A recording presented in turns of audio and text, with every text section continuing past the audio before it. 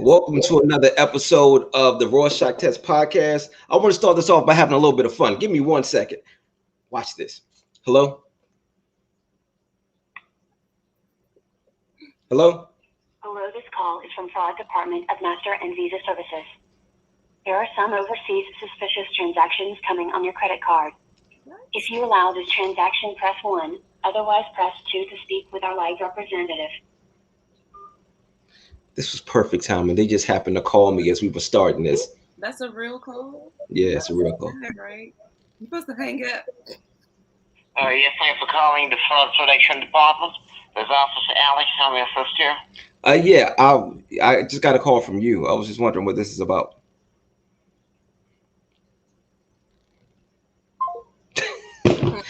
Yo, I was going to have so much fun with them just now. All right. Okay. I thought you didn't know they were scammers. No, that was they. I get these calls from them all the time from Pepco, from people trying to sell me Life Alert bracelets.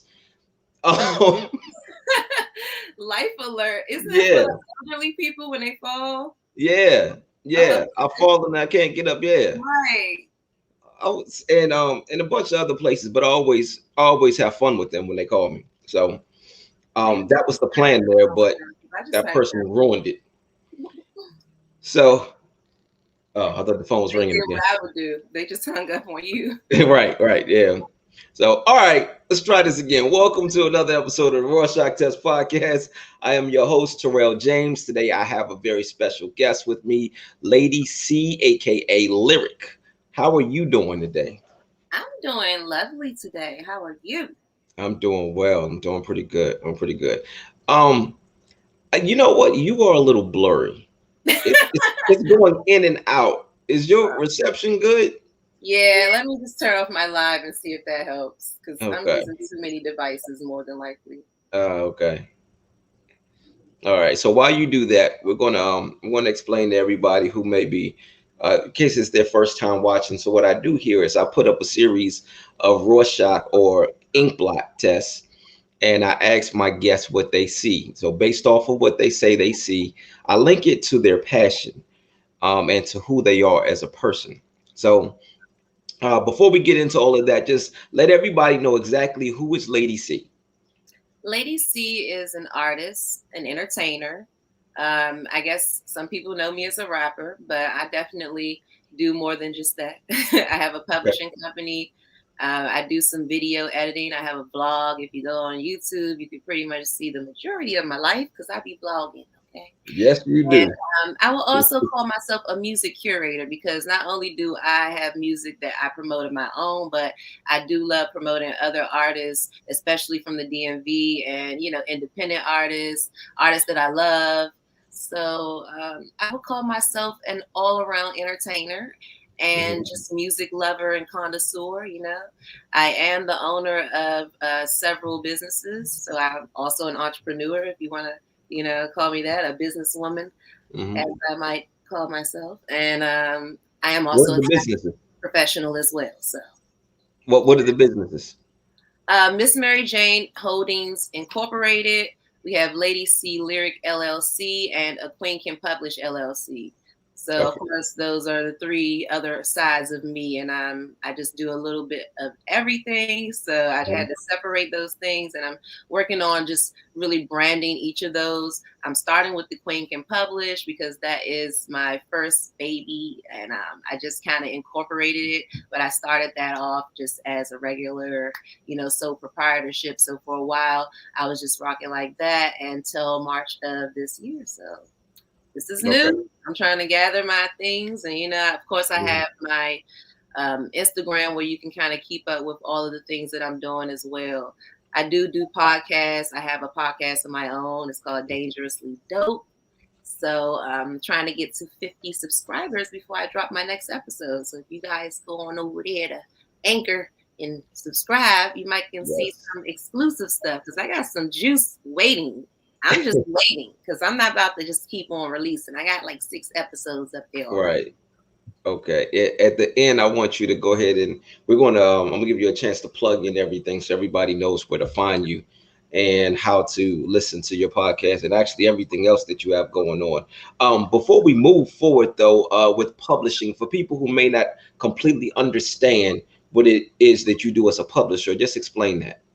Well, I publish my music mainly independently, and of course, artists that don't have that ability or if they aren't familiar with the process, I do help them to kind of familiarize them with what's going on. If we're doing business together, of course, I'm going to let them know what the process is and what the benefits of publishing your music is, and how that really can affect you in the long run when your music becomes popular, or if it does make a large amount of money, or become trending. You might want to have that already set in place. A lot of people make good music, but they don't have the business savvy aspect to kind of push the music and make a profit from it. It's more like a hobby versus being a business when you do it that way, to me. So like, Right. I'm shooting on music right now, but when I do put it out, it's because I haven't put it out because it's not properly packaged. But once I have, the business part behind it, then it'll be released to the public. But I'm always making music, so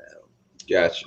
And you own your own publishing, I'm assuming. I do. And I did that on purpose because I just seen so many horror stories, Yes. in the industry of just all these different artists that were just so amazing, and they had such a awesome catalog, and it's just like they're not benefiting from people listening to it or loving it, and I never want that to happen to me. So I Right. just knew off the break I would never give up my publishing rights. I wanted to do that on my own, so I did the research that was necessary, and I started my own publishing company, and from then on out, everything I published is published under my name.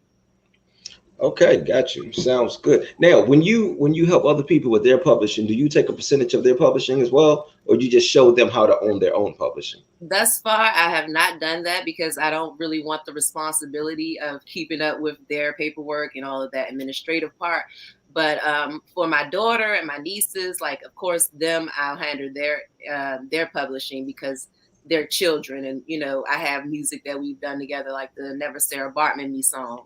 So Okay. as far as that, yeah, I do keep track of their stuff, but as far as like another artist, I would simply give them advice and let them know that they have options, and kind of go over the different options that they have as far as what they can do, to get their publishing done correctly, and they have so many different options now. Like when I first started publishing my music in 2016, there weren't so many mainstream options, but now you have like DistroKid, and I believe, who was that, Quincy Jones, or who started their own publishing for, I think it's United Masters. Oh yeah, that's uh oh gosh, what is his name?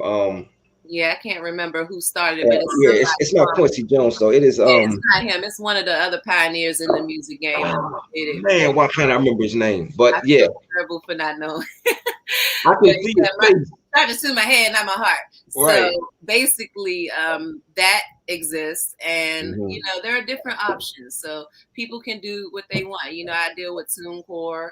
I'm thinking about switching, from them using them as a published administrator, Hmm. and basically handling the paperwork and things like that. But as far as the ownership part and who owns the percentages and splits and all of that, and deals with that and puts it in, and I am responsible for adding, the artists that I work with and putting their information in, just Hmm. so that when they do their publishing on their end, it's very easy for, anyone to just kind of link up that information and everybody gets their fair share. So I Right. don't collect anybody's publishing for them. Let's get that straight, Right. okay? Because that is, I think, something that might be confusing to artists too, because they don't know what the aspect of that is. First of all, you can't collect your publishing unless you have a publishing administration or a publisher. So you have to get a publisher. Like, you have to. Either you can become one yourself through ASCAP or BMI or whatever, but you got to get your publishing IP, like just how you got your writer IP through ASCAP Right. or BMI, you got to get the publishing. So Hmm. once you have that, you have the ability to publish your stuff. It's very simple, really. It's just keeping up It with the is. work, keeping up with the copyrights, keeping up with all of that. That's why Hmm. I say it's easier for me to have an administrative, partner where I can pay them to do a majority of the work. And Hmm. yeah, so it's just whatever is best for you. Some people like to be more hands-on, they don't mind. Mm-hmm. They might like the time and money. Yeah, and that's one of the first things that I tell artists is to make sure you get your publishing straight. Don't That's ever give it up. Don't ever no, give up your publishing. Don't do that. never. It's that's your baby. That's your That's how baby. you get killed. So Yeah, exactly. you be Absolutely. murdering people for that publishing. Yeah, for I'm real. Hey, don't listen. You're gonna go into conspiracy theory land in a second. So just let's saying. Okay, let's I forgot we on here for this mental. Ooh. right, right. So, okay, so before we get started, I just want to recap quickly because I'm going to be using the things that you do. I'm going to use your passions, just who you are as a person, to link that to what you see on these Rorschach tests. So, I have a publisher, blogger, video editing, rapper, music curator, and podcaster. Did I leave out anything? I'm also a host because I host events. Okay. So I would add event hosting. Okay. And I'm a mother. Okay. Can't leave that out. So Right. definitely a Okay. parent.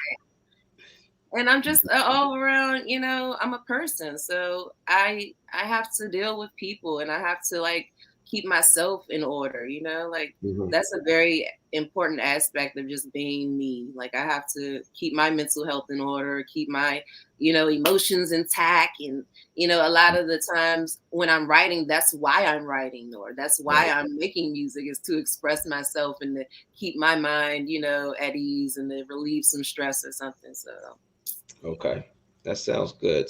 Oh, Steve Stout, that's his name. United Masters. Steve Stout. He's the one that started United Masters. yeah, Um, so it was going to drive me crazy this whole I'm podcast imagine until I thought randomly of his just name. dropped it like that, but yes.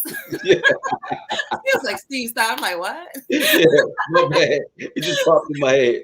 Um, but yes, and I definitely wanted to give that man his recognition and his props Sure, on because on that's a on dope thing creating that he's done, and United it's Masters. That's big for artists. my understanding. If you started when it first began, it's like Mhm. you got it for free or for very low of a fee, and now it's like I think it's pricing associated with it. But if you were one of the Mhm. first people, like you're really benefiting now because I think you can just kind of publish anything without adding any additional fees. So. Right. Yeah. Okay.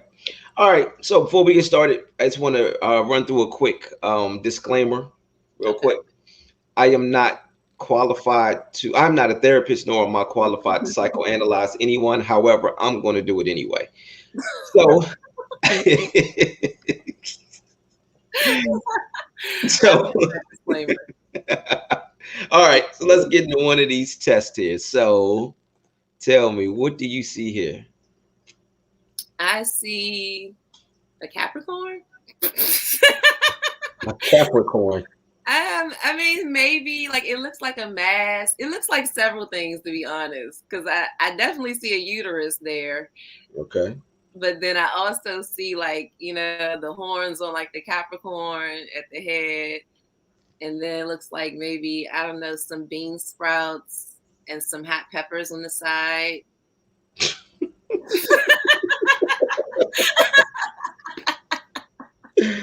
Oh man. Okay. It really does. Like this one is a hot pepper for sure. Yeah. It's a couple of That's hot peppers in there. You that's don't see hot hilarious. peppers? I Now, mean, are you like sperm, to be honest. sperm? These little ones on the end, they do. They look like they racing to get to this uterus in the middle. But the hot peppers is blocking them. It's like, no, no, no. Slow your Yo, I down. see the sperm. Okay, I see the uterus, then I see the sperm racing to get to the yo. Yes. That Yes. is interesting. Yo, I love. Part of the reason that I love doing these things is because I show people the same picture, and everybody sees Everybody sees things something differently. different. Yeah, it's just crazy the way the way the mind's eye works. Yeah. Yeah. Okay. You see anything else? I mean, like I do see that little face from Beetlejuice. You remember with the pointy nose when they like was forming his face and he pulled it down, the guy in the top of the Uh, attic when he was trying to scare everybody and they were trying to like look like ghosts and he like pulled his face down like that and it looked like this. Like I don't remember that, but the you're with gonna have to the watch Beetlejuice again now. Do you yeah, remember but the couple? dramatic and they died, and then like they didn't know they were dead, and they were It's like in the been so long afterlife. since I've seen that movie. You have to rewatch it because they did like this thing, and then like they were like pulling their face down to try to look scary because they wanted to look like monsters and scare the girl, but she wasn't Mhm. scared. Remember the girl with the dark hair? Yeah, I- you gonna have to rewatch Beetlejuice. I Yeah, can't. but what I did realize just now was that if you're going to places like Beetlejuice, then it was time for me to take that picture away because there's no telling where else you're about to go. Let me just stop you right now before before we go too far off, and then I'm stuck and I can't do my job. Okay, so Okay, okay. well, I'm just going to work with what we have here. Okay, um, what I'm going to do is like as I hit these things, I just kind of cross them out to make sure you're Okay. going to see me looking down and writing or like crossing out. So I'm going to start off by crossing out Beetlejuice because I'm not messing with that one. Okay. So, but I do my handwriting sucks. It's one I can't remember. Oh, uterus. That's what I wrote. Okay, so I tell you what. Let's start with the uterus. Let's start with the uterus and the sperm. The sperm going to the uterus, and of Oh course, wow. well, no. I'm not going anywhere I perverted with know, you. but it just sounds terrible that this I is what came know, out of my I head. know. But what I want to talk about is you being a mother.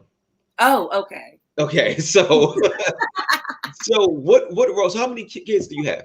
I have two. You have two. Yeah, Boy, girl, two girls, a two boy and boys. a girl. My Boy and son a is girl. 15, my daughter is 12.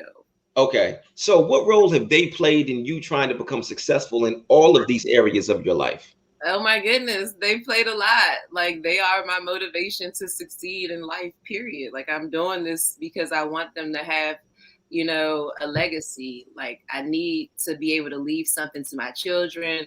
I need them to have generational wealth. I want them to have, the knowledge to maintain that generational wealth. Like everything I'm doing is for them, to be honest. I started making music when I did because at first I wasn't going to even like get into the rap game because I know just how toxic it is, and it's a lot, and I'm not really about that lifestyle. So I was just like, Especially I'm not for going. female rappers. Yeah. So then Mhm. when I started seeing how much trash was out there, it just irritated me so bad because my daughter was getting to the age where she wanted to listen to music.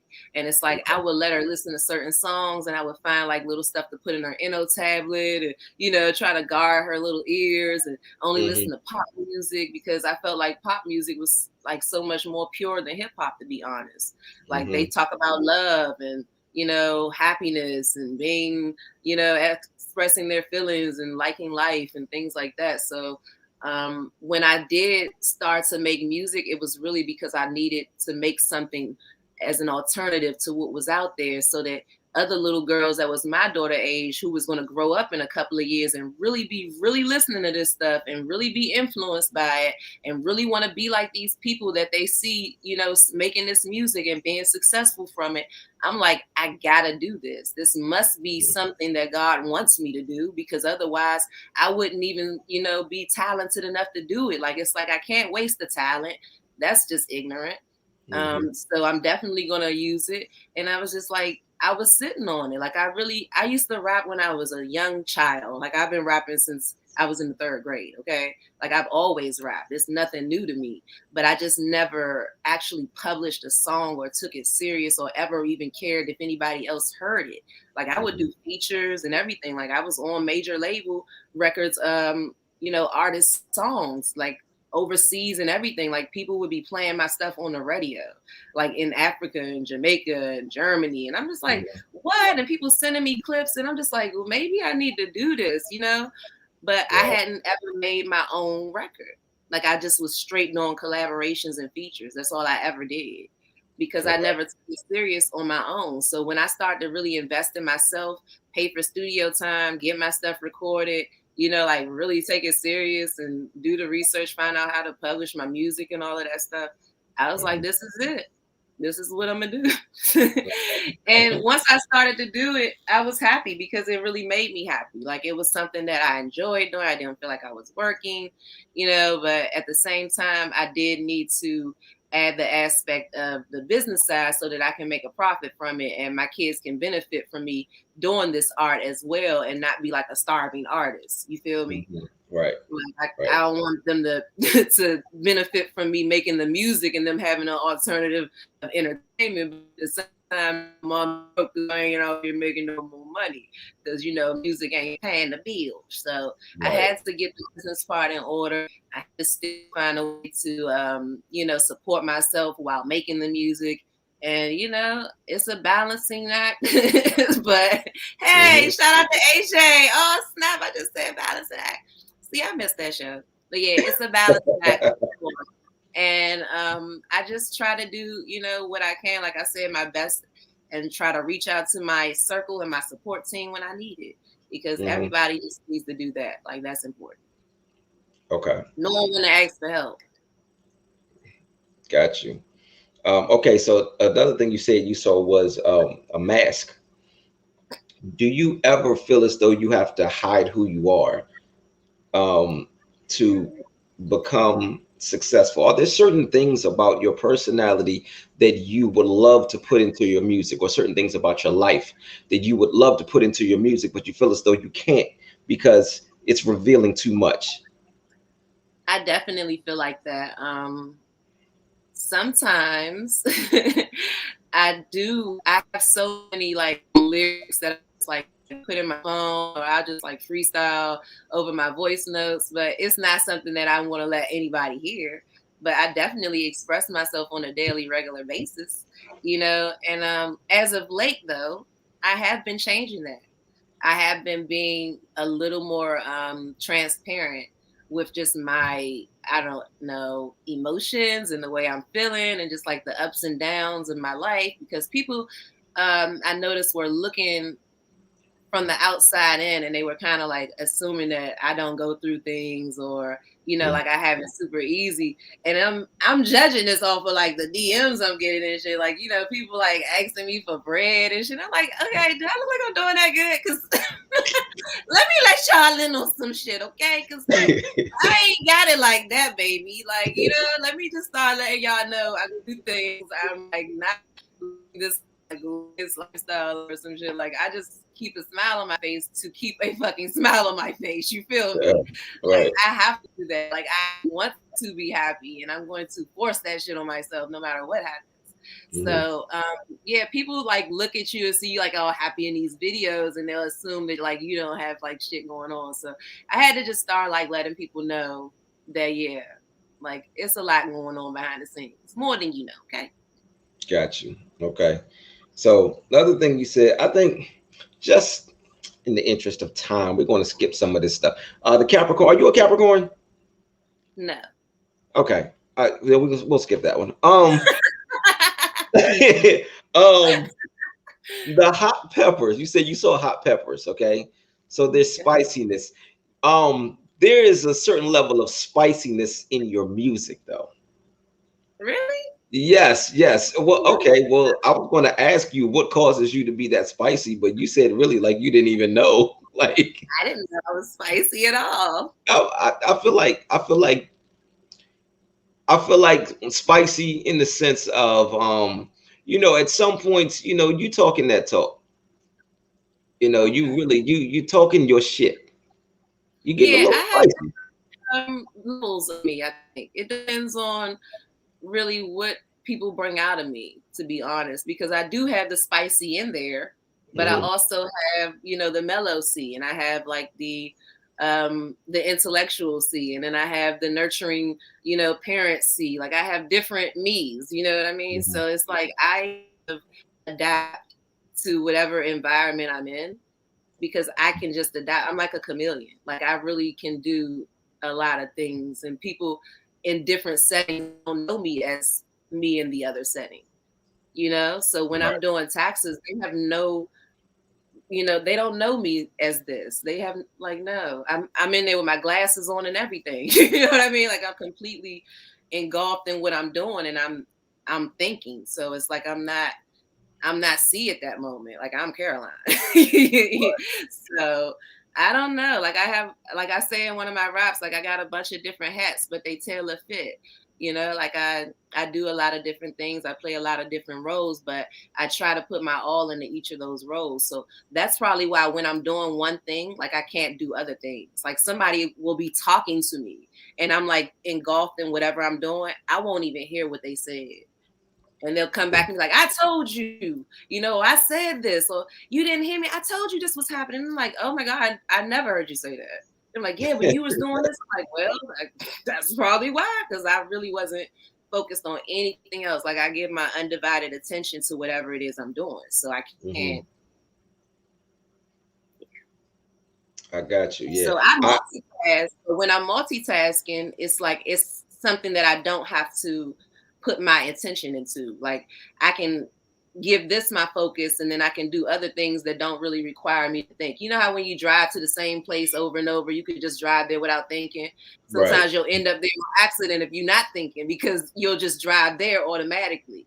So it's kind of like some things, you know, they're just natural. I can do them multitasking simultaneously, but if I'm focused on something that I think is important, I have to really like focus and zoom in on that. I get it. I have this amazing ability to look somebody dead in their face while we're having a conversation and have no idea what they're talking about because my mind is somewhere else. That was one of my fears when I started this podcast. When I first started doing the podcast, I was like, you can't do this, Tyrell. You cannot do what you normally do. My mind just goes off into different areas, different places. No.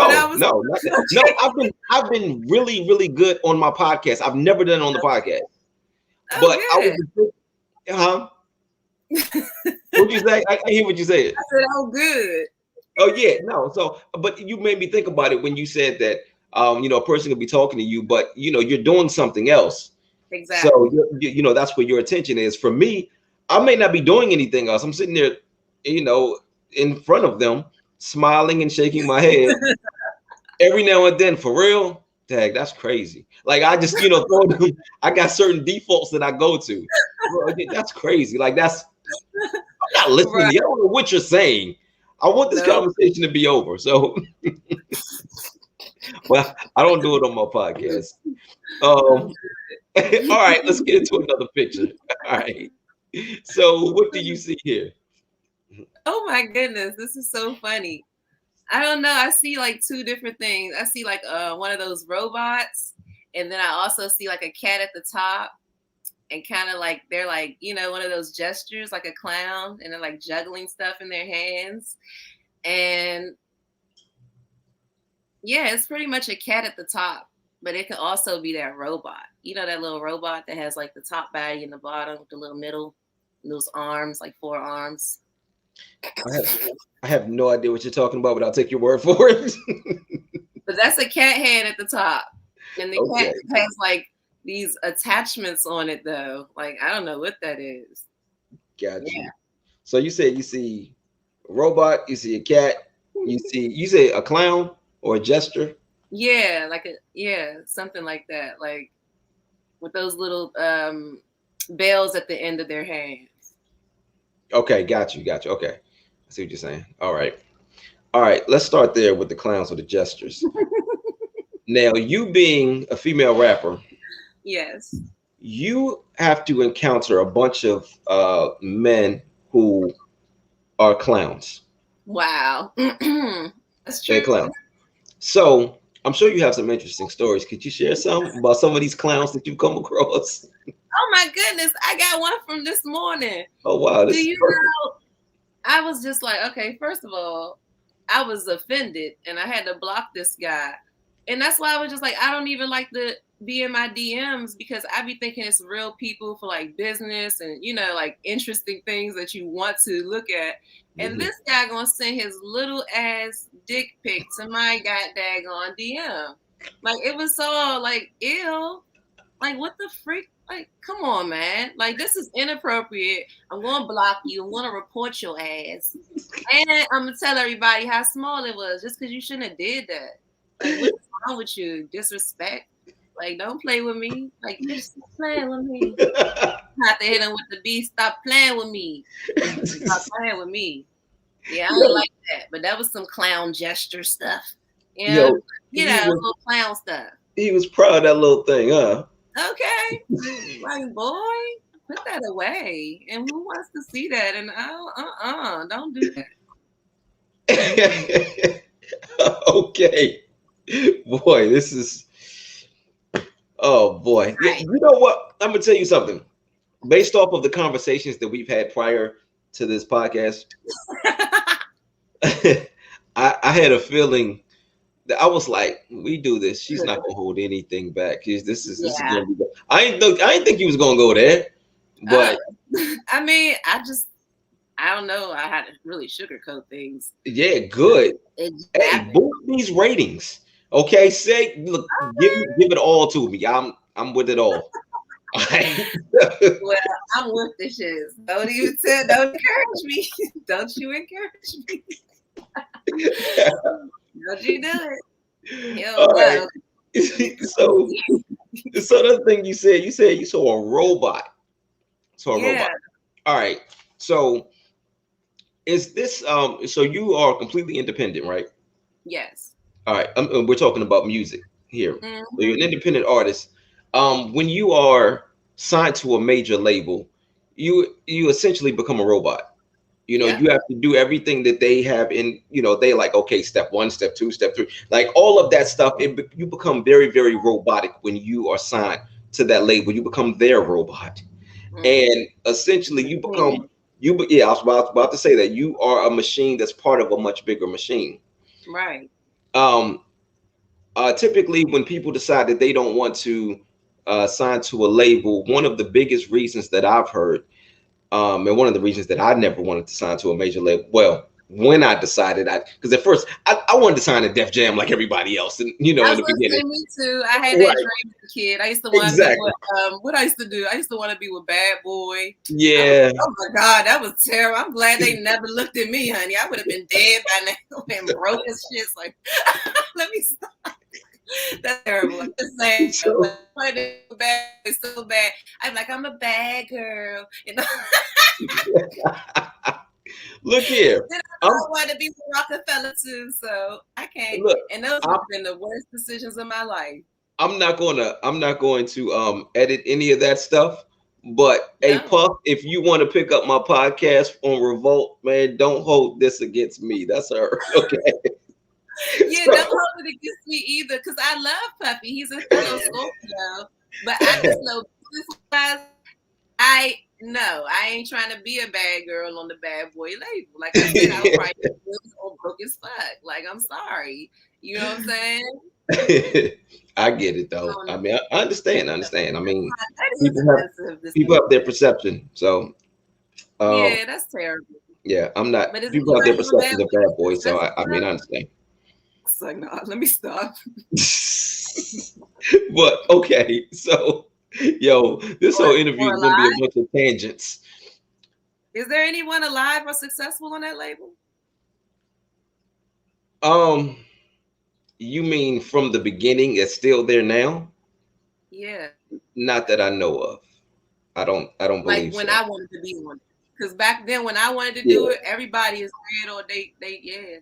So I don't want. I'm glad I didn't do that. But right now, I'm not talking about what it is now as a current business, of course. You know what I mean? Like, but back then, like he definitely a pioneer out here, and I definitely respect all of his hustle, his ear for music, everything. Like I learned a lot.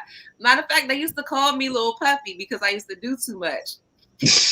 Like my first show, you feel me? I was doing like some talent show, and I made it like this major production. I just had to have everything right. I wanted my friend to be acting like a dead baby, sing a song about a boy, and she against it. I made her do it anyway. Like it was terrible. It was a lot. Okay, I had my little cousin and my sister in the background. I did their choreography. They was back there dancing. They had the matching clothes. It was a whole situation. They was mad because I had 10 minutes and they didn't expect this from a 16-year-old. I came in here with production. I came in here switching songs. I had like 3 different tracks. They thought I was just going to do one song. No. Like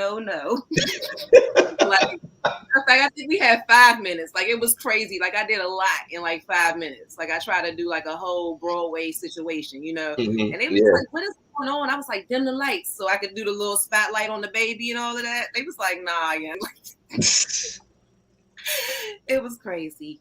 It was at the public playhouse. If anybody remember that. I Matter of remember fact, the public in playhouse. there, Tree's sister, she famous now. Like I was around all the talented, like, you know, conglomerate. Okay, I always been in a circle where everybody was like very talented and creative. So like I got some stories. I got some more. You know, I could talk Well, about. Let well, me stop. hopefully we'll be able to pull some more of those stories out because Right. the one you just told earlier was pretty damn funny. So, but back to this robot. So, is that part of the reason that you wanted to be independent so that you didn't have to be controlled by a major label? Definitely. I could not be controlled by a label. Yeah. That's not gonna work for me. Just that's it. Just straightforward. Straight I like get that. I get it. All right. And the third thing you said, you saw a cat. On the picture, the cat is black, so it's a black cat. Are Oh, I you love black superstitious? cat. Are you superstitious? I don't think so. Because I love black cats. I think they're really pretty and Oh, they're like really? my favorite cat. So I don't know. When I see No. black cats, I have good luck. Okay. I love them. I really do. They're so pretty. Like I would get a black cat. Okay. Call her Yeah. Miss. I was just asking. I'm not superstitious either, but I think it's Something just dropped. probably next Thursday. I don't know. I'm trying to decide. Did you just like knock over something? Because Oh, you usually said when I this? see something Oh, that's I thought true, you. something I thought you drops. said when does this drop? I thought you were talking about when is this airing. No, I don't. I think I dropped the pin. Maybe I don't know. I was like, true story. Basically, when something falls while you say something, like that's confirmation that was true. Oh, okay. That's good luck, basically. Kill that superstition. Got you. So in that case, you do believe in luck. So since you believe in good luck, do you believe in bad luck? And that's going back to the black cat now, and the way people view that. I really don't believe in bad luck. I believe in karma. Okay. You know what I mean? Like I Mhm. believe in bad energy, but I don't Mhm. believe in bad luck. You know what I mean? Like when I say luck, I think more like favor and blessings. You know, like it's just Mhm. like you're getting like rewarded for doing like just consistent good work out here. And Mhm. you know, like not really looking for no recognition or doing it for, you know, attention or something. Like you really just honestly out of the goodness of your heart just want to do good shit. So Right. I think like blessings, and when I say luck, I'm thinking more like blessings, you know what I mean? And Gotcha. so I really don't believe in bad luck. I think that people put bad energy in the air, and you know they can get bad karma, you know, because they do bad shit. And then, Mhm. you know, like that stuff always comes back around on you. You really can't shake it. So yeah. Right. So Okay. I would try to stay away from people that's, you know, like got bad karma and stuff like that. Cause it might look Mhm. like you got some bad luck, but really you just fucking with some people that got some bad karma or something. I don't Right. know. Yeah. And of course, that's something that begins and ends with them. That's them and their poor decision making, which is Yeah. causing a series of unfortunate things to occur.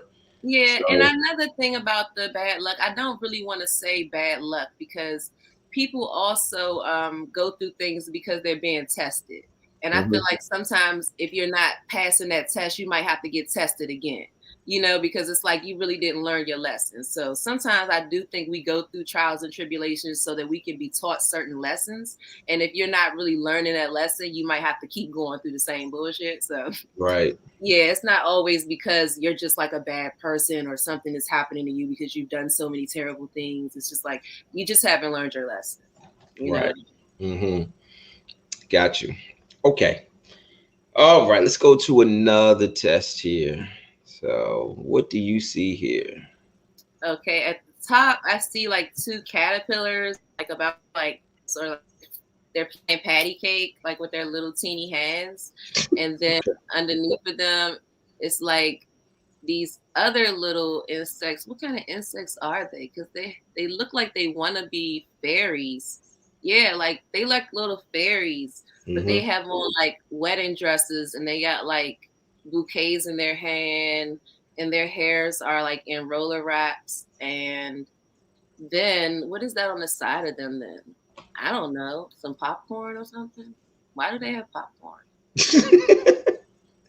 Well, that's what it is. Yep. Okay. All right. So let's start with the caterpillars then. Yeah. So caterpillars, they are caterpillars, that's the beginning stages of something that turns into something beautiful. Yes. So tell me about the beginning stages of your career, not only in music, but also I'm really interested in the video editing aspect as well, and blogging. But Okay.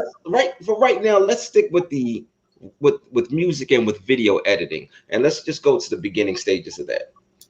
Okay, so with the beginning stages of music, I started writing music really. I never really was writing it at first. I was just like kind of reciting it, and then I started writing poetry, and I took the poem to a song, and then from there I tried to do it again, but it didn't really work with the poems that I was writing, so I just wrote a song, and Okay. I kept writing, and I would like rap with my god brother, and like they would take me to the studio, my brother and his friends, and they put me on and made me like the little first lady of the label or whatever. We was out there talking about this ain't heat, this lava, what I'm saying? But, yeah, like we had the momentum, and I had a lot of people around me that encouraged me, and they were just like, you so tight, and like your wordplay is vicious. And back then I never even used to use cuss words because I was trying to like really rap appropriately for my age, because I was so young. Like I shouldn't even have been rapping.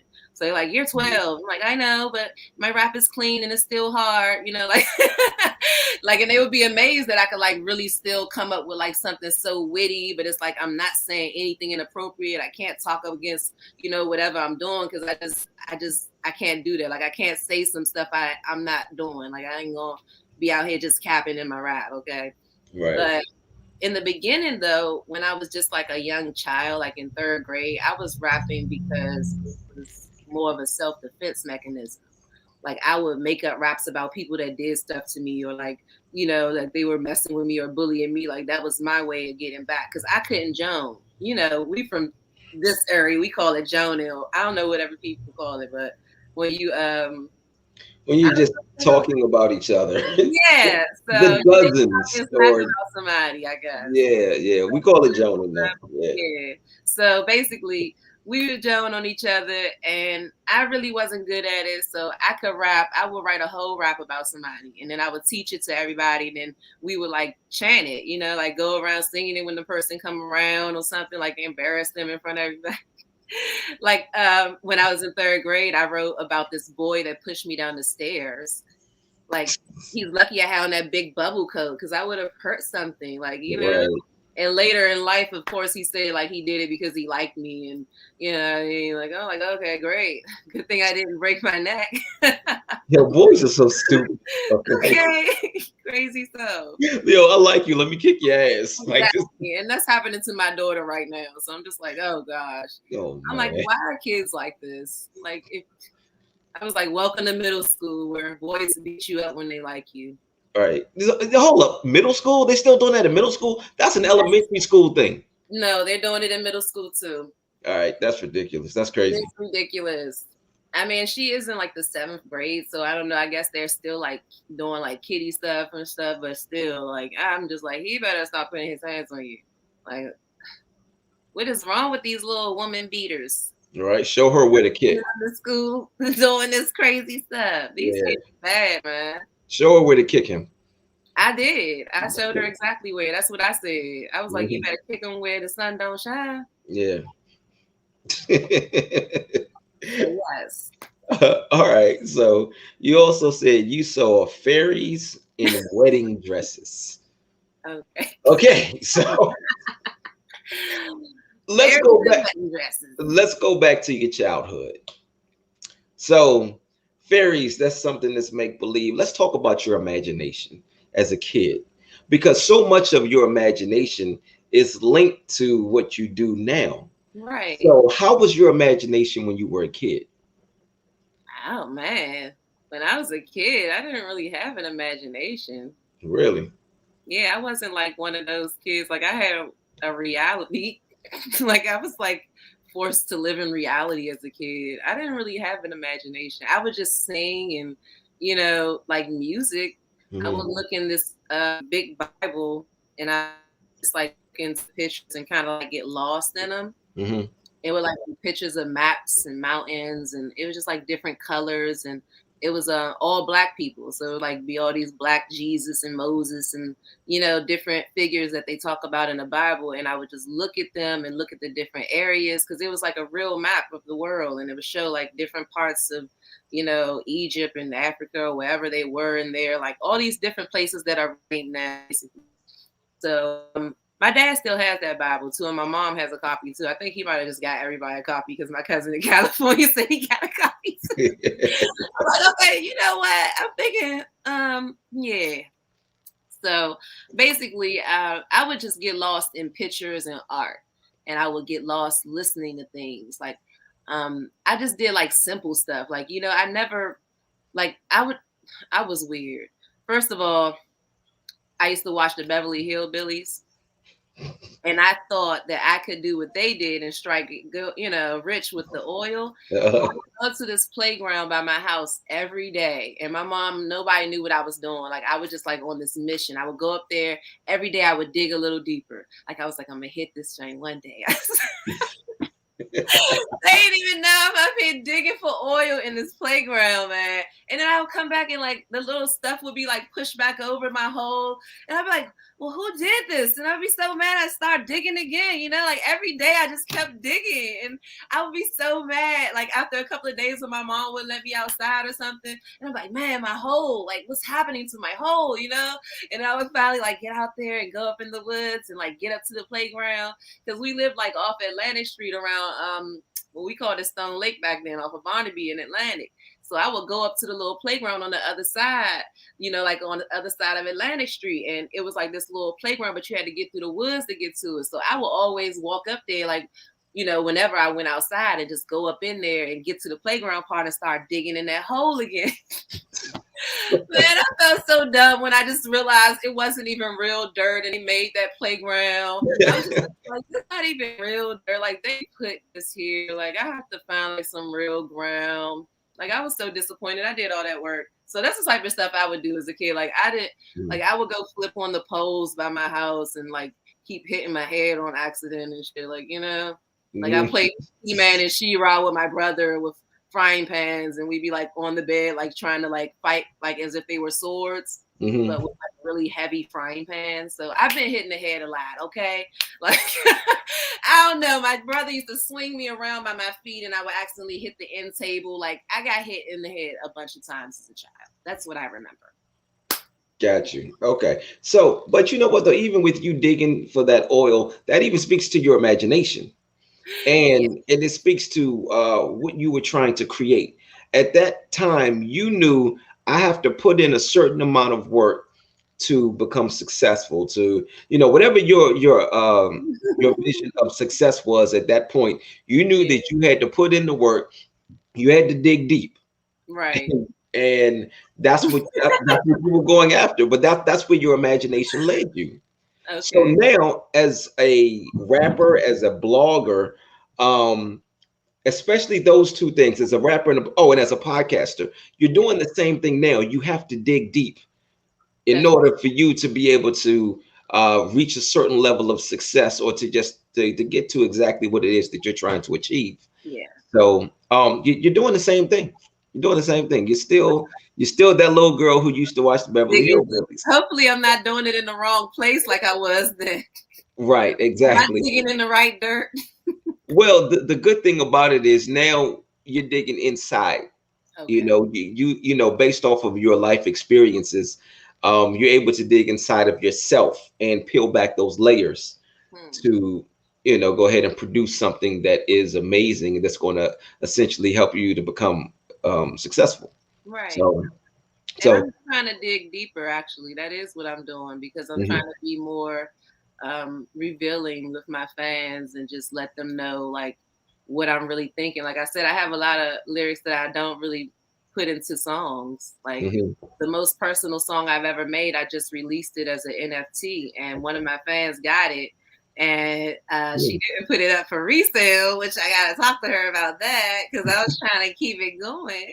Right. For sale. I'm like, the point is to keep it going. You know, it's like a stock. So everybody that resells it, you still have ownership in it. You don't have to like not sell it to have your ownership. Like once you sell it again, you still like one of the original owners. It's Right. just gonna keep on adding the interest on it. So the time when you do sell it, you should sell it for more than you bought it for. That way, you know, you can make a profit every time it's resold. But Right. yeah, like I did that because I really, like I said, some stuff I don't really want everybody to hear because I'm just not ready to like be that raw and vulnerable, but I'm working on that and I want to do that for my next project. So I'm working on a new project. It's called The Coldest Winter Ever, you know, and I'm definitely gonna be putting a lot of different stuff in there. Like it's gonna be some real everyday life, you know, type of things. Special requests from Lene Monet since she thought that was funny. Come on, y'all ain't rapping about real stuff. I want to hear about this and that. I'm like, all right, you know what? Request her. We gonna get you together this hour. Watch. Mm-hmm. Extra raw. So you said, okay, so the fairy was in a wedding dress. Let's talk about marriage now. Are you married or have you ever been married? I've never been married and I'm not married now, but I have a song out called Letter to My Future Husband. So I've been manifesting this and I actually have a video for it as well. And I'm about to drop it soon, but I haven't dropped it yet. But yeah, I'm waiting for the right moment. You want to talk about that song a little bit? Sure. Well, it's like a letter to, you know, my future husband. It's everything I would say to the man of my dreams, basically. Like Okay. what I would, you know, want him to know and like how I would treat him, basically, you know, just kind of talking to him. Like I'm just telling him about how amazing he is and you know how we I guess came to meet, things like that. It's just like a little fairy tale in my mind and hopefully one day it's like all the way real and not just like a song, you know. Yeah. Do you think that um marriage, especially for female rappers or artists, period, Hmm. could sometimes be a hindrance to the success based off of the fact that there is so much emphasis put on sexuality when it comes to women in these businesses? Whether it's, I mean, well, when I say businesses, I'm talking about the arts, whether we're talking about music, acting, you know, Right. anything of that sort. You know, there's so In much, the there's entertainment industry, period. Yeah. say that again. In the entertainment industry, period. Right, exactly, exactly. So, do you think that marriage would be some sort of hindrance to the success? In some cases, yes, because I know that a lot of fans probably are your fans because they look forward to the opportunity of one day maybe perhaps, you know what I mean, meeting you or, you know, being able to like connect with you on that level. And maybe that might Mhm. just kind of hinder their whole hope of that happening. And it's like it kind of kills their dream, I guess. So because I did hear a long time ago, it was like three things to being an artist or being like I guess an icon. Even it was saying people have to either like you, um like what you do, or want to be you or something like that. So it's Mhm. like if they want to be with you, they like you, or they want to be you, something like that. I don't remember, it was like three things. And I was just like, yeah, that's kind of sick. You know what I mean? So like I don't know if I'll ever be an icon because I don't want people to envy me. I definitely don't want them to be trying to be like me or you know what I'm saying? Like none of that weird stuff. So I don't know. Like that's not really my concern, and I don't think I market myself that way. So Mhm. it's like I'm not like it's not like I'm out here on my OnlyFans or something, or you know, like telling people that like they can get something that they you know can get or something. Like they looking for that from me. I hope, except for Right. dude with the clown stuff in my DM. But otherwise, you know what I mean. Like I'm not rapping about that, and that's not what my music is about. So I would think that that would be more so a problem if that's the way I was marketing myself, as Mhm. like I'm out here, like a single stripping lady or something. Like, you know what I'm saying? Like I'm Lady Cee, like I'm such a fucking lady. Like, you know what I mean? I'm not like even doing all that. Like I'm more so like low key a little bit, a political rapper almost. Like if you really listen to my first album, I really care about this shit. Like I ain't even really here to make bops. I just happen to make some because the beats be so lit, and I just can do anything. Like I'm versatile in my music making. Like I do reggae, I do, you know what I mean? Like hip hop, I can do some trap, I can do whatever. I can do some pop music, I can do R&B, I will And do yeah, whatever. I was gonna say you can sing too. Oh, you think so? I mean, So sweet. I call it harmonizing, but thanks. okay, all right, harmonizing, man. We can you can carry your tune, Oh, but you carry it well. thank you. I So, appreciate that. But I um, consider like Aretha Franklin and Whitney Houston, like those are yes, singers, okay? Like yeah. I can't. I mean, I Uh, can hit a couple of notes, but yeah, I ain't no Monica or nothing. Yeah, I'm in my own lane. Yeah, I'll take that. I take that because I know some people that can't even do what I can do. So yeah, and they definitely call themselves singers. So yep, you're right. Yeah. Well, the way things are now, more so with hip hop, you don't even have to be talented Thank to make it.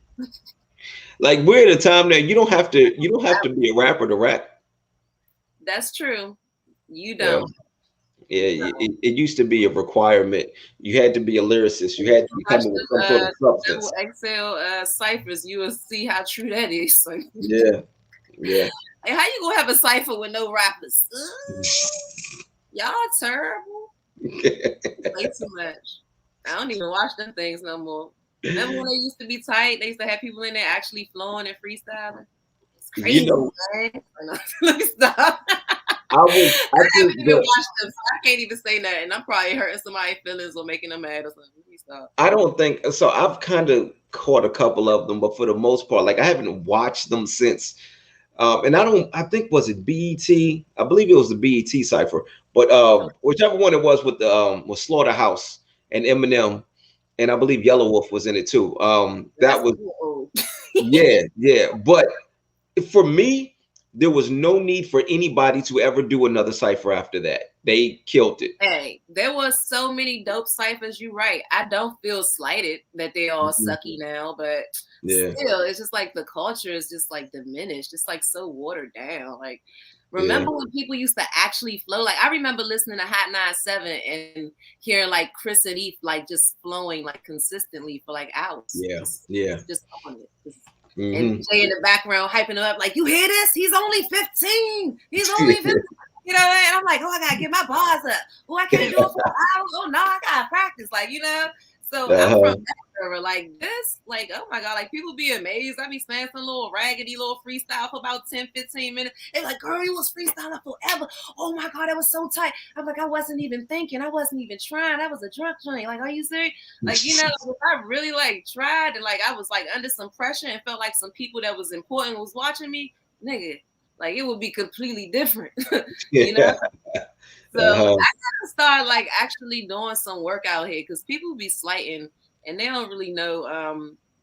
I think my caliber of hip hop knowledge. Like I have a lot of teacher and student in me. It's like I'm still learning, but I can do some teaching, because Mhm. I've been doing this since I was a little baby for like I really study hip hop. Like I love hip hop. Like my pioneers is like the Black Dot and you know what I mean? Like Mhm.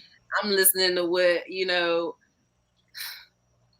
rest in peace, Dick Gregory. I'm listening to Mhm. what people like Dick Gregory are saying. You know what I mean? Like what's missing in hip hop, and I was trying to fill that void when I was making my first album. So it's way deeper than this to me. Like it's really like real for me. Mhm. Like I said, I started it because I want my daughter and my son to not be just limited to hear this bull that's out here, and it's just like,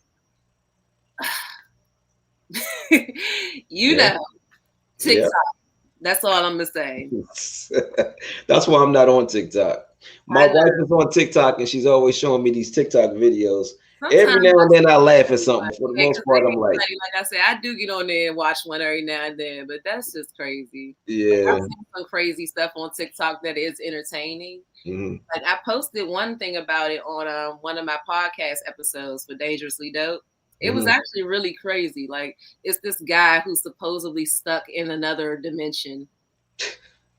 Right. And he's like really walking around like doing stuff, showing people that there's nobody here and nobody there. He's going in all these different places that you shouldn't get into. And he's in Spain, but like Spain is open, but it's like people are trying to figure out how he's doing this. Is this real? What is going on? He's saying like he's been placed into a quantum theory and all this. Like he's really playing this out. Like it's like looking like he's telling the truth, but it's like so crazy. Oh, he's good. Podcast. He's on to something. He on to something. Yeah, He's yeah, probably he's have a on to show something. coming out soon or something, but it's Right. crazy. It makes Yeah. you watch. It's like, what?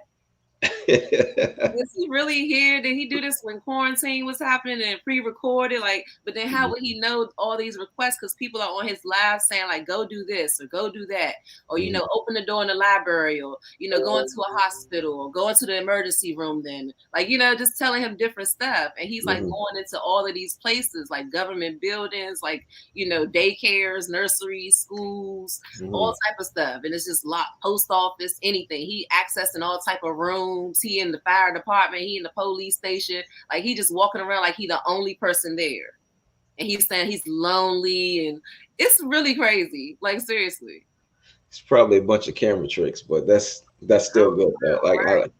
I like it. I like it. Yeah. It's creative. It's really creative. Okay.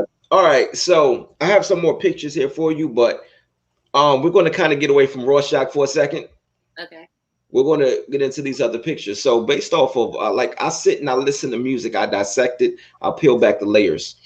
There's certain things that you said in your music that have made me want to just ask certain questions or just go deeper. I want to know exactly how you feel about these things. So there's certain things that you've just mentioned, and it may not have like none of these things that I'm about to show you, none of these things were the topic of the song.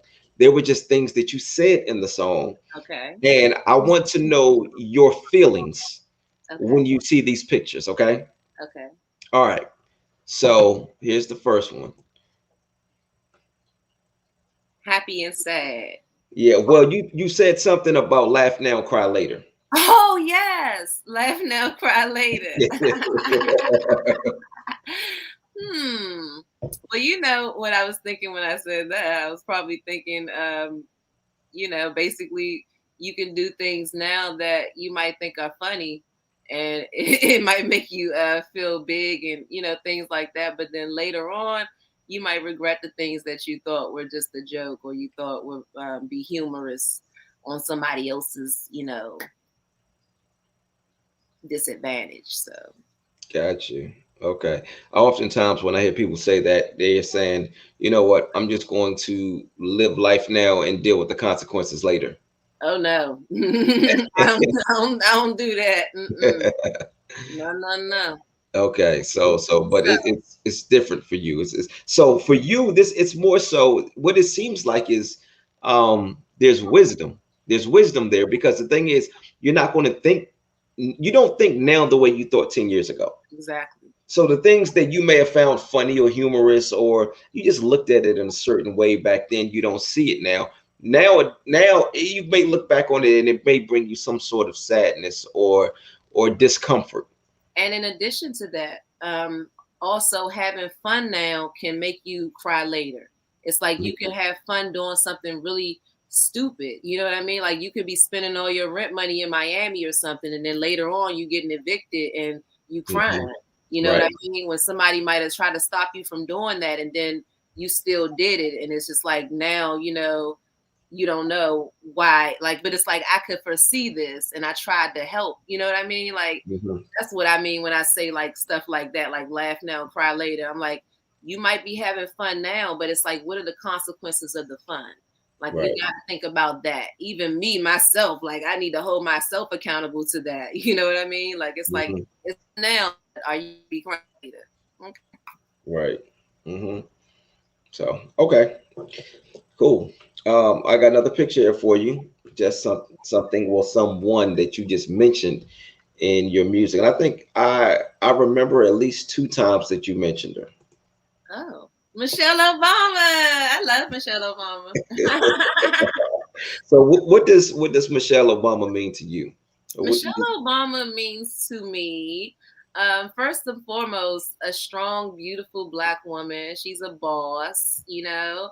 She demands her respect. She commands respect. When she steps in the room, you're going to know what to Mhm, do. You know what I mean? That's the first lady. So I don't know. I love Michelle Obama. I just love that she is, the first lady, mhm. always the first Black president, you know that's the first lady. You know what I mean? So, and Mhm. I've always felt like, people out here always like to talk about how great Barack is. And it's just like, I look at how there's always a great woman behind every great man. You know what I mean?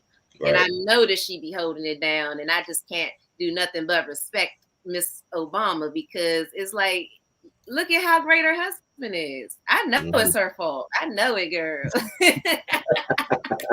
I know how much work they are. Okay, so I'm just playing. But yes, she's definitely putting in that work. And I just love how she keeps it classy and she really just, holds herself in such a high esteem. And like I Mhm. said, she just commands respect with her presence, with her everything about her. Like I really respect that woman. So I do Yeah, feel she is definitely the epitome of class. yes, yes. Mhm. I love ladylike behavior. I Mhm. love like that whole classy, elegant. Mhm. I just like stuff like that. So I'm definitely Yes. drawn to Mrs. Obama. Okay, so she's one of Yes. my favorite public figures. I don't really do public figures like that, but she is somebody Mhm. I look up to. Yeah. One of the things that I absolutely love that she said was, when they go low, we go high. I have that And in one of my songs. Did you see that? I took her actual quote and put it in the beginning of Lion's Pride. So it right, says yes, that I know. like, oh, I know.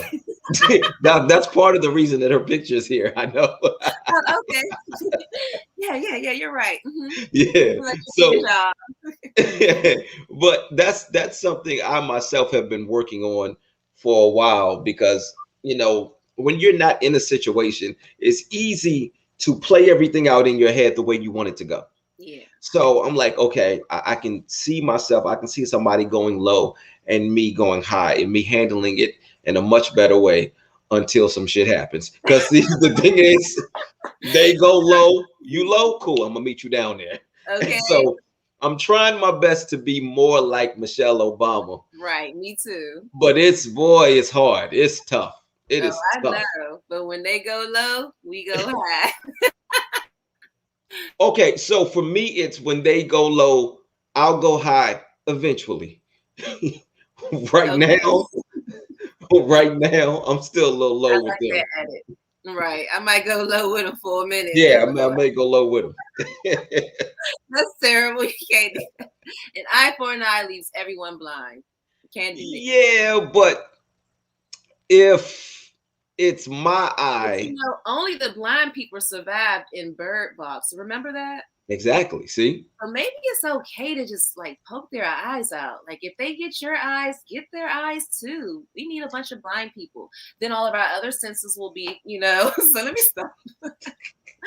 That's terrible. I hope nobody's offended by that. I'm sorry if I offended Well, anyone. look, with an eye for an eye, if it's my eye and then it's their eye, neither one of us are blind because we still have one eye left. So what I have to do is take their other eye.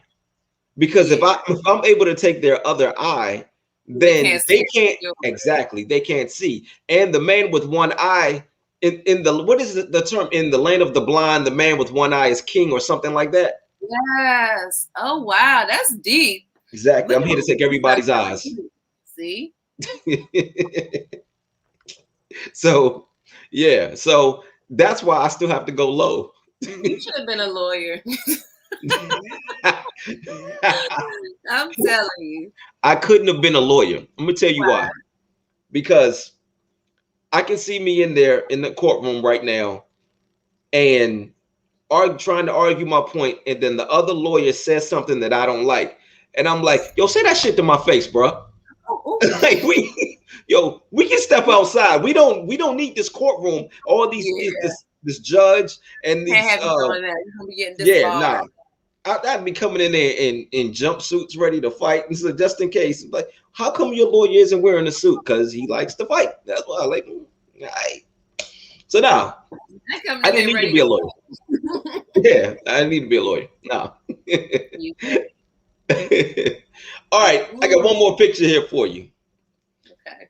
based off of your lyrics. Oh, okay. You said So I you was playing the game of life, and you were play playing Monopoly. Monopoly.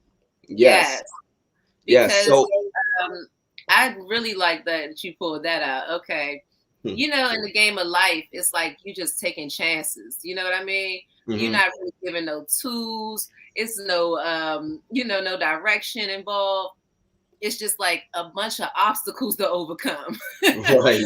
And when you play Monopoly, you got real estate, you got property, you have all these different things to think about. Do you want to go to jail? Are you trying to pass go? You're going to collect $200, and you know what I mean? Like you're Mhm, trying to build this monopoly of properties, and you're trying to gain all the ones that's on the same block, and then you want power, and you got different aspects. It's teaching you responsibility. It's teaching you assets, liabilities, and all of that.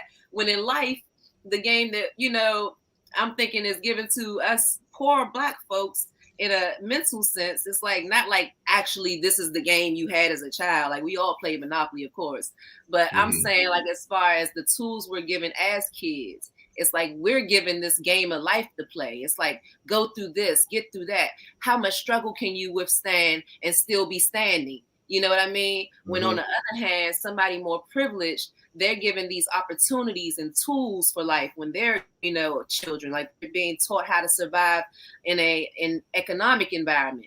They're being taught how to move around and how to network with people properly so that they can be successful when they're an adult. So I'm just saying, like, we're given different foundations, you Right. know, and Mhm, that's why the next line is saying something like, you know, I could pull my bootstraps up, probably, but my grandma couldn't do that because she was barefoot on, bare roads. Like she couldn't do that. Like they didn't even have the same opportunity. My grandmother's mother was a slave, so if your grandmother's mother was a rich heiress, we have no level common ground there because I didn't right. have the same setup or foundation that you had. By the time I get through Maslow's theory of hierarchy of needs, and I finally satisfy all the basic needs of a human being, and I can finally start to be creative and think about other things other than survival, Mhm, then I'm right. starting to get to the level where you were at as a child. You Mhm, never had to worry about surviving. right. Somebody already had that, taking care of you. You weren't worried about what you were going to eat, who was going to pay the electric bill, if your lights were going to get cut off, if you had shoes to wear to school, like you didn't Mhm, worry about that. So while I'm worrying about this stuff, trying to just make it every day and trying to survive and not die every fucking day, you're over here learning how to thrive every day. So we right. can't be level. We can't be. Even though Mhm, I'm smart as a whip and I'm catching up to you, it's still not level. You know what I mhm. mean? So I'm just like, yeah, you say you a lion, then come into the lions den. Let's see if you can really stand your ground around the rest of these lions, because a real lion know another lion. You know what I Mhm. mean? If you're not a lion and you come in here with a bunch of lions, you're gonna get eaten. Yeah. So you can bring your zebra little butt up in here if you want to. And see what's gonna happen. You're gonna survive, All right. Well, look, we are going to wrap up now. This has been really, really good. We've gone a little bit longer than I typically go with my podcast, but I've really enjoyed this. Like I've wanted this to just go and go and go, like the Energizer response. bunny. Would you say? I said the Energizer bunny. Yeah, yeah, yeah. But Going, you know, going, you going. your responses have been very informative, and I have loved it. Unfortunately, we didn't really get to get into everything. I met you as a rapper. Right. that's what I know more of you about than anything else. It's just the rapping aspect. Right. Um, so we didn't, fortunately, we talked about the publishing, but we didn't really get into much of you being a music curator, the podcast, you being an event host. Right. And then at one point, and you just mentioned it, but you didn't mention it in the beginning, but you were talking, you said you do taxes too. Yeah, I do. Yeah. So I yeah, we see. didn't get into all of the On that. other little different things that you Right. do, but I believe Lady C is a rapper, Yes. correct? Okay. So I feel comfortable with where we went with this because we really focused on the music. Right. So I'm cool with that. So, but before we get out of here, I want you to let everybody know where they can find you, all of your social medias, yeah, and where they can hear your music, anything else that you have going on. Also, let the dudes know not to send you any dick pics. Definitely don't send me any more of those inappropriate pictures, okay? And you can find me on ladyclyric.com, which is my website, LadyCeelyric.com. And pretty much every link to anywhere else is on that website because I have my link.bio on there too. If you just look in the top corner, like the header has like everything. It's like my Instagram link is there, my YouTube link is there. So if you go there, you'll get everywhere else. But you can find me on Instagram at Lady Cee 1028. That's LadyCeee 1028. Of course, I have about 4 other pages, but you can get to all of them from that page, okay? Because I have Lady Cee 1028 in addition to A Queen Can Publish on Instagram. And of course, I have the Lady Cee fan page on there as well. So Lady Cee 1028 fan page. And then I have the Dangerously Dope podcast page on Instagram. If you go on there, you can actually see some past episodes. If you go on my website, though, that is the first thing you'll see. So you'll see all the episodes that I've done, and then you can go to other places. But I want you to go to my podcast. So that's why it's there. It's the landing page for a reason. So go on in there and subscribe, because when I get to 50 subs, I'm telling y'all, it's going to get real in that Dangerously Dope podcast. I want to and that's on I'm YouTube. episodes. It's on YouTube as a later posted episode. Like the live is not on YouTube or anything like that. Okay. Like the original podcast is never there. Like Mhm. I put maybe I think 1 or 2 on YouTube. I don't even know if I did the second one, but I know I have at least 1 episode in full on YouTube, and I believe that is the what is that? The green Soylent Green commercial, the Soylent Green movie review. Now that was so crazy. Like you definitely be interested in that. Okay. So yeah, go check that out. It's on YouTube at Lady Cee, aka Lyric. And of course, you can get to all of those sites from my website. So just go to ladyclyric.com. And if you go to my Instagram also and click in my bio, you know how you have like a website in your profile. Well, Right. if you click that, it'll take you right to all of my links. That's my link bio. And you can get to my streaming, you can get to my, other music. You can probably find my YouTube, my Twitch, that Piff old mixtape links. Pretty much anything that I have a link for is in there. So just click the link in my bio. You'll find all kind of gems. Like SoundCloud, Spotify, like everything. And of course, I'm on Twitter at Miss Pear, and I also have Lady Cee Lyric on Twitter, and A Queen Can Publish on Twitter, and Dangerously Dope on Twitter. So Okay. on Facebook, Lady Cee Lyric and C Pear. So CEE, capital P, capital AIRE. I don't know why I wrote it like that, but that's how it is. Okay. All right. So I just want to let everybody know the music is incredible. Oh, It is thank you. definitely incredible. It's definitely worth checking out. I'm hooked. I am at a point in my life now where I don't even listen to hip hop that often anymore. I am really big on R&B. I'm even when I was like actively rapping on a regular basis, I was still Right. listening to R&B for the most part. I just feel R&B more than I feel rap. So Yeah. so it says a lot for me anyway when I come across an album or I come across an artist who pulls me away from R&B for a while. You know, I Wow. normally I get in the car and I'm listening to R&B or I'm listening to podcasts. But to get in the car and to put on your music, you know, and I'm listening to hip hop and I'm enjoying it and I'm not skipping songs, you know, like yeah, it's definitely refreshing. It's I definitely appreciate refreshing. Yeah, yeah. it's And but definitely you know worth what? that compliment. And I appreciate you for being the artist that you are Oh, and for thank being as transparent as you are, as being as real as you are, and just being as creative as you are too. I really, really appreciate that. Well, thank So you. I appreciate that. Coming from another dope artist himself, that definitely means a lot because you thank got you. some bars and skills, sir. So Thank you. yes, I appreciate it. I I appreciate appreciate that. That's a double compliment. Like I definitely appreciate that. Thank you. Thank you very Yeah, much. yeah, thank you. Your music can be heard. I know I have your album on Tidal.